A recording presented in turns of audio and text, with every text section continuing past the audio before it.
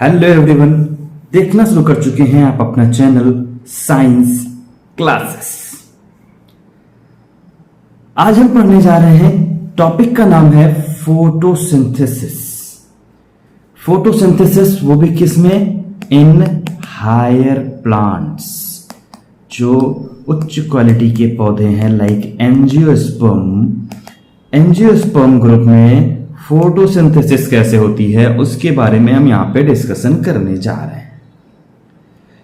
NEET examination जो बच्चे participate करने जा रहे हैं इस बार के पेपर में, या अभी 11th क्लास में हैं और नेक्स्ट ईयर अटेम्प्ट करेंगे नीट, उनके लिए बहुत इंपॉर्टेंट होने वाला है चैप्टर। अगर सिर्फ बोर्ड्स की प्रिपरेशन कर रहे हैं 11th चैप्टर के नजरिए से, 11th क्लास के, तो काफी इंपॉर्टेंट होने वाला है चैप्टर।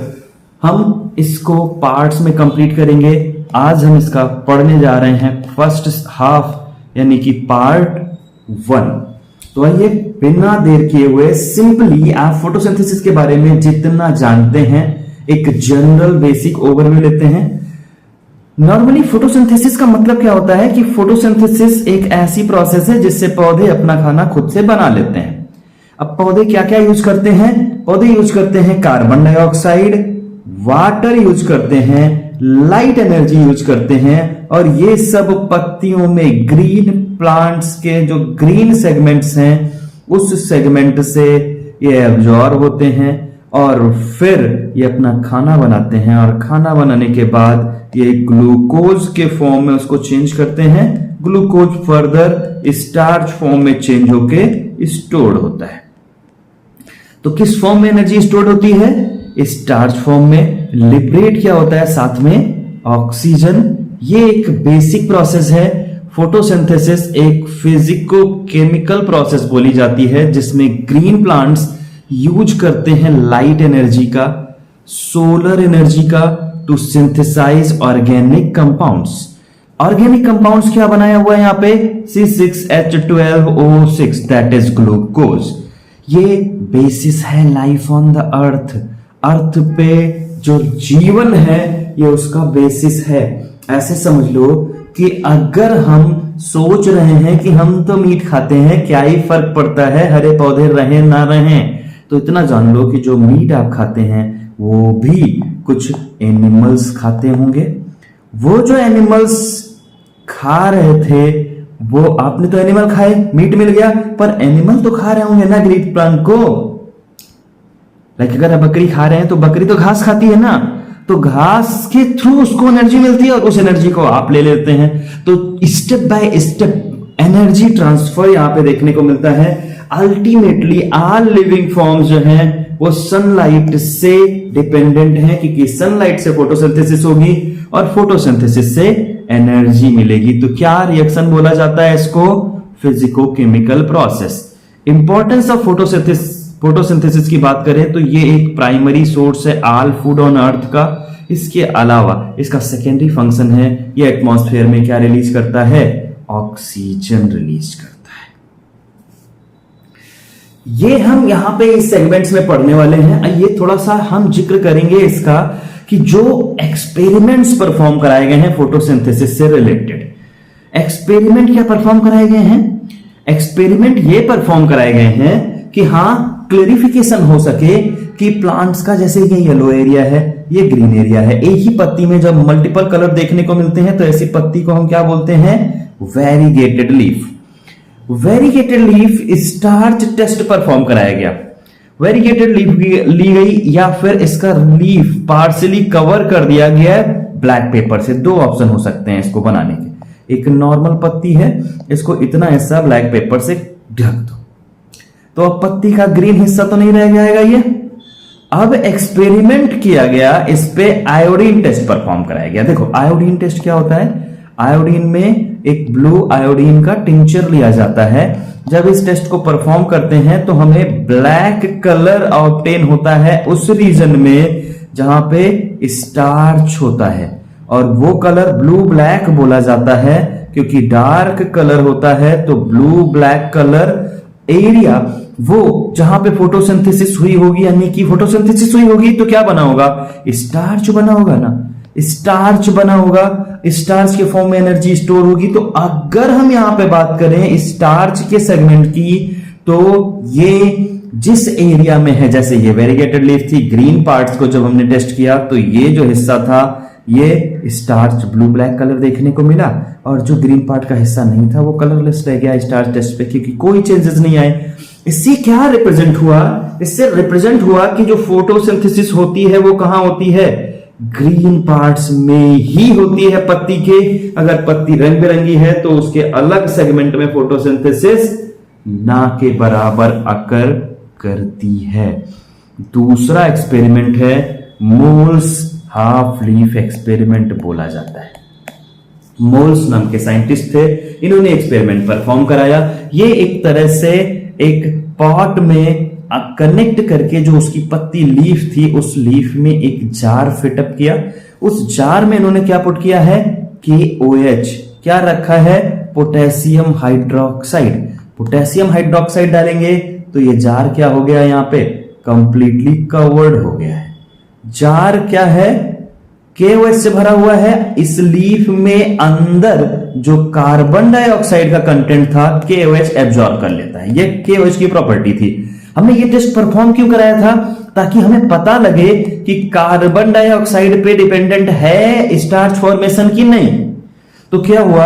अब इस पत्ती में आधी पत्ती में कार्बन डाइऑक्साइड नहीं मिला, आधी पत्ती में कार्बन डाइऑक्साइड मिलता रहा, क्योंकि नेचर का रूल है, एटमॉस्फेयर है, तो वहां पे कार्बन डाइऑक्साइड होगी ही होगी। और अगर कार्बन डाइऑक्साइड यहाँ पे है तो स्टार्च बनेगा, और जब इसका हम स्टार्च टेस्ट कराएंगे तो ये ब्लू ब्लैक नजर आएगा। जबकि ये हिस्सा यहाँ पे कोई चेंजेस नहीं हुए।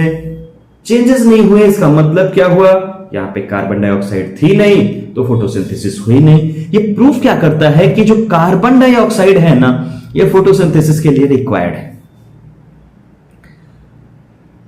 कार्बन डाइऑक्साइड अगर नहीं हुआ, अभी दो चीजें हमें पहले एक्सपेरिमेंट से क्या मिली कि ग्रीन पार्ट में फोटोसिंथेसिस हो रही है। अब एक चीज हमें पता लग गई है कंफर्मेटरी टेस्ट की कार्बन डाइऑक्साइड हमें जरूरी है KOH सोक्ड कॉटन जो एब्जॉर्ब कर लेता है कार्बन डाइऑक्साइड को। इस पॉइंट को याद रखना, यहां से क्वेश्चन पूछा गया है। अगला एक्सपेरिमेंट आता है अबाउट द जोसेफ प्रिस्टले। 1770 में जोसेफ प्रिस्टले ने एक्सपेरिमेंट्स परफॉर्म किए, जार और कैंडल एक्सपेरिमेंट। इसके अलावा फादर ऑफ ऑक्सीजन बोले जाते हैं। 1974 में इन्होंने ऑक्सीजन खोजा था। इन्होंने प्रूव किया कि जो एयर है ये growth of the green plant में रोल प्ले करती है। इन्होंने एक्सपेरिमेंट किया कि role of air in the growth of green plants, कि ग्रीन प्लांट्स की ग्रोथ के लिए एयर की जरूरत होती है। एक्सपेरिमेंट्स क्या क्या परफॉर्म कराए इन्होंने? एक रैट और एक कैंडल पुट किया एक जार में, बेल जार एक्सपेरिमेंट भी बोलते हैं इसको। इस जार में कुछ देर तक इनको रहने दिया। कुछ समय के बाद क्या देखा कि जो रैट है और कैंडल है दोनों मर गए। फिर अगला एक्सपेरिमेंट किया कि इस कैंडल के साथ एक छोटा सा पौधा रख दिया, वही उतना टाइम ड्यूरेशन लगा, कैंडल भी जलती रही, चूहा भी जिंदा रहा और पौधा भी मेंटेन रहा। तो इन्होंने ऑब्जर्व किया कैंडल जो बर्निंग क्लोज जार में थी एक्सटिंग्विश हो गई थी, माउस सफोकेट हो गया था, लेकिन कंक्लूड किया इन्होंने कि बर्निंग कैंडल और breathing animal damage by air, हवा के माध्यम से ये डैमेज हो जाते हैं। पर जब इन्होंने मिंट प्लांट रखा बेल जार में तो इन्होंने देखा माउस भी जिंदा है और कैंडल भी जल रही है। इन्होंने हाइपोथेसिस प्रपोज की कि जो प्लांट होते हैं ये रिस्टोर कर देते हैं एयर। अभी इन्होंने पता नहीं था कि ये एग्जैक्टली ऑक्सीजन है, इन्होंने क्या दिया कि एयर है। What ever breathing animals and burning candles remove, मतलब जो कुछ भी यहां पे बर्निंग कैंडल या एनिमल ऑक्सीजन लेते हैं इसको पौधा क्या कर देता है? रिकवर कर देता है और कार्बन डाइऑक्साइड यूटिलाइज कर लेता है। तो कार्बन डाइऑक्साइड चाहिए, यह experiment moles half leaf experiment से पता लग गया था। प्रिस्टले ने क्या बता दिया कि ये ऑक्सीजन को रिमूव करते हैं और जो बर्निंग कैंडल्स को और ब्रीदिंग एनिमल्स को चाहिए वो यहां से मिलती रहती है। इस एक्सपेरिमेंट को थोड़ा और ट्रीटमेंट किया जॉन एंजनहाउस ने। 1730 से 1799 तक ये जिंदा रहे। इन्होंने कंक्लूड किया सेम टाइप का एक्सपेरिमेंट, पर इन्होंने क्या किया, एक बार इसको डार्क में रखा और एक बार इसको पुट किया कहां पे, सनलाइट में। ये जो एक्सपेरिमेंट बेल जार का था ना, इसको कहां रखा, एक बार रखा डार्क अंधेरे कमरे में और एक बार रखा उजाले में। तो यहां से क्या प्रूव आया कि लाइट की भी जरूरत है। ऐसा नहीं है कि हमने एक्सपेरिमेंट करा दिया और उस केस में जब अंधेरे में एक्सपेरिमेंट किया तो देखने को मिला कि प्लांट रिस्टोर नहीं कर रहे थे, प्लांट भी मुरझा गया, चूहा भी मर गया, बेचारा चूहा भी मारा गया। ये कह रहा है एक्सपेरिमेंट कि सनलाइट इसेंशियल है to the plant for purifying air. अगर हवा शुद्ध करनी है तो क्या जरूरी है, sunlight. He repeated this experiment. ये एक्सपेरिमेंट एक्वाटिक प्लांट के साथ दोबारा से परफॉर्म किया। ब्राइट सनलाइट में स्मॉल बबल्स फॉर्म हुए around the green part, while in dark they didn't form. जब इसको पुट डाउन किया कहां पे, लाइट में, एक स्मॉल एक्वेटिक प्लांट रखा यहां पे, इसको पानी के अंदर फिलअप किया, ये टेस्ट ट्यूब अरेंज की और जब इसको लेके जाते हैं कहां पे, लाइट की प्रेजेंस में, तो यहां पे एयर के बबल्स देखने को मिलते हैं। ये ग्लास जार में एयर के आसपास, जो ग्रीन प्लांट है उसके आसपास ये एयर के बबल्स नजर आते हैं। ये एयर्स होती हैं ऑक्सीजन। ये सिर्फ देखने को मिली कहां पे, जब ये परफॉर्म कराया गया ब्राइट सनलाइट में। जब डार्क में हुआ तो ये परफॉर्म नहीं किया गया। बाद में आइडेंटिफाई किया गया इन बबल्स को और नाम दिया गया ऑक्सीजन। ये सोच करता है कि only green part of the plant release oxygen. जो ग्रीन पार्ट है प्लांट का वही ऑक्सीजन रिलीज करता है। फिर आए जुलियन वॉन सैक। 1854 में एक्सपेरिमेंटली प्रूव किया कि ग्लूकोज ही प्रोड्यूस होता है जब प्लांट ग्रो करते हैं एंड यूजुअली ये स्टोर्ड होता है किस फॉर्म में, बनता ग्लूकोज है और स्टोर्ड होता है स्टार्च फॉर्म में। Chlorophyll located in special bodies. बताया कि ये जो ग्रीन पार्ट है, इस ग्रीन प्लांट में ग्रीन फोटोसिंथेटिक पिगमेंट्स पाए जाते हैं, इनको हम बोलते हैं क्लोरोफिल, और क्लोरोफिल स्पेशल बॉडीज में लोकेट करते हैं, नाम है इनका chloroplast. Glucose is made in green part of the plant. सब कुछ क्लियर हो गया कि ऑक्सीजन निकलेगा, ग्लूकोज बनेगा, वाटर, कार्बन डाइऑक्साइड और सनलाइट लगेंगे। तो ये हमारे पास मेजरली रॉ प्रोडक्ट्स भी यहां से क्लियर हो गए और हमारे पास मटेरियल क्लियर हो गए कि इनकी हमें नीड लगने वाली है। अब यहां पे हम बात करते हैं, एक्सपेरिमेंट परफॉर्म किया TW एंगलमैन ने। इन्होंने बताया कि ठीक है लाइट तो लगती है, पर अलग अलग कलर की लाइट में अलग अलग तरह के एक्सपेरिमेंटेशन परफॉर्म कराए जाते हैं। इन्होंने क्या किया, एक ग्रीन एल्गी लिया, नाम है इसका क्लैडोफोरा। ये क्लैडोफोरा एक ग्लास ट्यूब में फिल्ड अप करके रख दिया गया। इसका प्लेस किया गया सस्पेंशन इन एरोबिक बैक्टीरिया में। इसको चारों तरफ एरोबिक बैक्टीरिया के एक सस्पेंशन या घोल में रखा गया। Bacteria were used to detect the site of oxygen evolution. अब ऑक्सीजन, बैक्टीरिया को क्यों यूज किया गया, क्योंकि ऑक्सीजन का इवोल्यूशन कहां कहां हो रहा है वो पता लगाएंगे बैक्टीरिया। कैसे पता लगाएंगे, क्योंकि ये बैक्टीरिया है एरोबिक। एरोबिक होंगे तो इनको चाहिए होगा ऑक्सीजन। इनको जहां ऑक्सीजन ज्यादा मिलेगा वहां पे ये ज्यादा एक्युमुलेट हो जाएंगे। जैसे यहां पे देख सकते हो एरोबिक बैक्टीरियाज हैं। एरोबिक बैक्टीरियाज यहां पे देखो एक साथ कई सारे बैक्टीरियाज यहां पे इकट्ठा है, यहां पे भी कई सारे बैक्टीरियाज इकट्ठा है, पर इस रीजन में देखो बैक्टीरियाज की कंसंट्रेशन बहुत कम देखने को मिली है। यहां पे कम देखने को मिली है, इसका दैट मींस मतलब क्या है कि ये जो कलर ऑफ लाइट, अब इसको प्रिज्म के थ्रू लाइट डाला गया था, प्लेन पोलराइज लाइट नहीं है ये व्हाइट लाइट है, और सबको पता है व्हाइट लाइट प्रिज्म से जाने के बाद 7 कंस्टिट्यूएंट कलर्स में चेंज हो जाती है। शुरुआत होती है VIB blue colours, VIBGYOR red colour और ब्लू कलर। रेड और ब्लू कलर का जो रीजन आया ना, इस रीजन में देखने को मिला कि सबसे ज्यादा एरोबिक रेस्पिरेशन करने वाले बैक्टीरिया हैं। एरोबिक रिस्पिरेशन करने वाले बैक्टीरिया यहां ज्यादा होने का मतलब क्या हुआ कि यहां पे फोटोसिंथेसिस ज्यादा हो रही है। यानी कि ये एक्सपेरिमेंट क्या प्रूव करता है कि लाइट में तो नीडेड है, लेकिन कौन सी लाइट में, रेड और ब्लू लाइट में सबसे ज्यादा नीडेड है। इन्होंने बैक्टीरियल एक्यूमुलेशन देखा मेनली ब्लू और रेड लाइट रीजन में।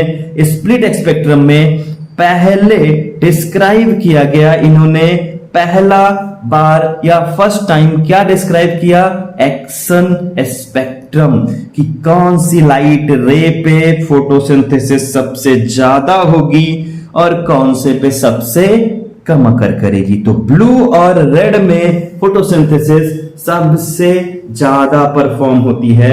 एक्सन स्पेक्ट्रम फोटोसिंथेसिस परफॉर्म की ये रिजेंबल करता है, मिलता है absorption spectra of chlorophyll A and B.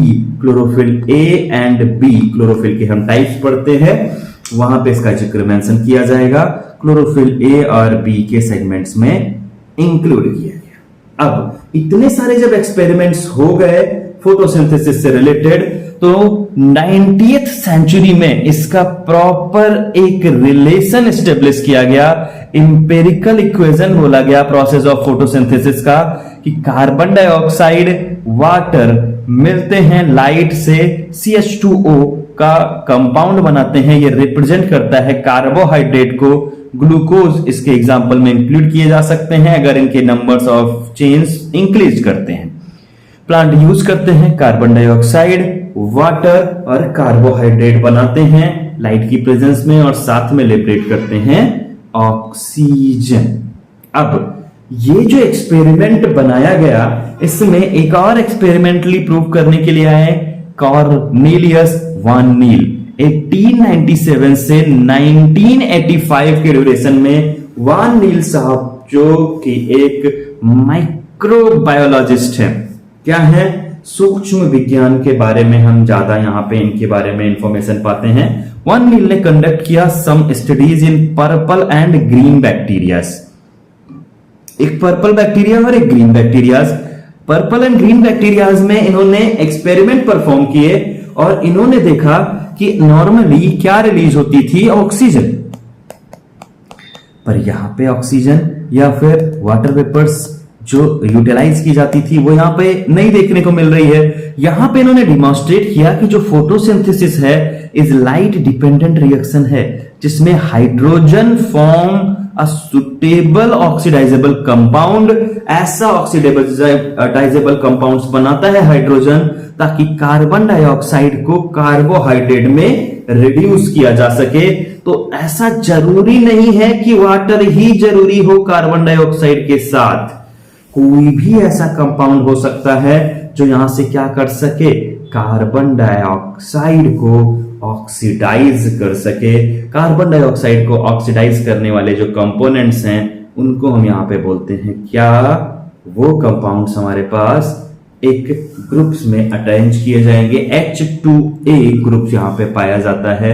कैरोलिनियस वान नील ने एक्सपेरिमेंट बताया। इन्होंने कहा प्लांट्स में वाटर एक हाइड्रोजन डोनर की तरह वर्क करता है, यानी कि इनके हिसाब से जो 2H2A कंपाउंड था या H2A ग्रुप था, ये क्या होता है, वाटर होता है। In plants H2O hydrogen donor देता है and is oxidised to O2। अब खुद वाटर है, हाइड्रोजन देके खुद ऑक्सीजन में टूट जाता है। Purple and green sulphur bacteria जो होते हैं वो H2S यूज करते हैं एज एन हाइड्रोजन डोनर, और जब वो यूज करेंगे H2S तो ऑक्सीडेशन प्रोडक्ट्स में सल्फर या सल्फेट मिलेगा, ना कि ऑक्सीजन मिलेगा। तो वहां के सिनेरियो में ये जो एक्सपेरिमेंट मेंशन किया गया है 6CO2 + 12H2S, sulphur hydrogen sulphate यहां पे बनेगा, ग्लूकोज के कंपोजिशन बनेंगे, साथ में ऑक्सीजन की जगह 6 सल्फर डाइऑक्साइड। सल्फर डाइऑक्साइड के फॉर्मेशन होंगे या फिर सल्फेट ग्रुप भी बन सकते हैं, ये डिपेंड करेगा कि कितने कंपाउंड्स यहां पे अवेलेबल हैं। ये बाद में प्रूव किया गया ये एक्सपेरिमेंट, ये ऑक्सीजन की इन्फर्ड करता है कि ऑक्सीजन जो निकला है ग्रीन प्लांट से, ये पानी से आया है। कार्बन डाइऑक्साइड से ऐसा नहीं हुआ कि ऑक्सीजन टूट के ऑक्सीजन निकला हो। किससे आता है? ये पानी से आता है। ये सुनने में भले अजूबा लगे, पर ग्रीन प्लांट्स में ऑक्सीजन पानी की ब्रेकिंग की वजह से आता है। इसको बाद में प्रूव किया गया रेडियो आइसोटोपिक टेक्निक्स के द्वारा। इसीलिए ओवरऑल करेक्ट इक्वेशन फोटोसिंथेसिस की ये देखने को मिलती है 6 कार्बन डाइऑक्साइड, 12 वाटर के मॉलिक्यूल लाइट की प्रेजेंस में रिएक्शन करते हैं। ये वाटर इस पानी की वजह से नहीं है, कार्बन डाइऑक्साइड के ऑक्सीजन के साथ ये बना हुआ है। ग्लूकोज, वाटर और 6O2 कंपाउंड फॉर्म होते हैं। इस पे based multiple differential type questions बनते हैं। इंपॉर्टेंट पॉइंट है, अच्छे से नोट कर लीजिएगा। फिर आइए हम बात करते हैं फोटोसिंथेसिस एंड साइट्स एंड उनके पिगमेंट्स। फोटोसिंथेसिस किस जगह पे होती है, कौन कौन से पिगमेंट्स इन्वॉल्व होते हैं, ये सारा कुछ सेगमेंट हम आगे के सेगमेंट्स में पढ़ेंगे और वो कंप्लीट करेंगे हम in the part of second one. Photosynthesis में पार्ट 1 में इतना ही अर्ली एक्सपेरिमेंट्स। उम्मीद है अच्छे से समझ में आया होगा। एक ही क्विक रन के बाद ये याद हो जाते हैं। मिलते हैं नेक्स्ट पार्ट में।